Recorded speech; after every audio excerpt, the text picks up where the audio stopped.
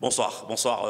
Raphaël. Écoutez, en termes d'enseignement à tirer de cette cinquième journée des qualifs de la prochaine Coupe d'Afrique des Nations, Côte d'Ivoire 2023, il y a tant de choses à dire, mais retenons-en deux en termes d'enseignement. D'abord, évidemment, la défaite, la déculottée, c'est le lieu de le dire, de la Côte d'Ivoire devant la Zambie 3-0, on en a beaucoup parlé, et ça a fait grincer des dents sur les bords de la lagune à Abidjan, tout comme cette défaite de l'équipe du Maroc qui nous a rappelé effectivement qu'au cours de cette cinquième journée des qualifs pour la prochaine Coupe d'Afrique des Nations, eh bien, les géants d'Afrique, du moins certains géants d'Afrique, sont tombés au profit d'outsiders qui ont joué la carte à fond, souvent pour certains d'entre ces outsiders justement, en se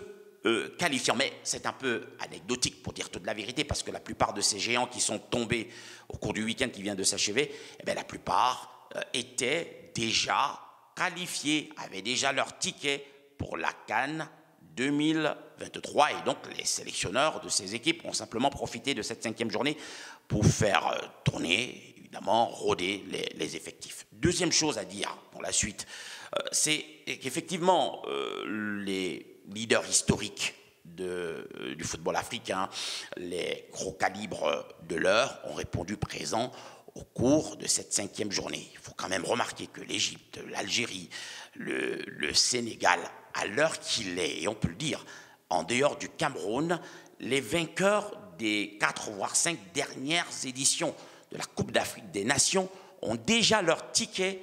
pour Côte d'Ivoire 2023. Et si ça, ce n'est pas mettre la pression sur le Cameroun, les Lions indomptables, en leur rappelant qu'en septembre prochain, en réalité, ils ont rendez-vous avec toute l'Afrique,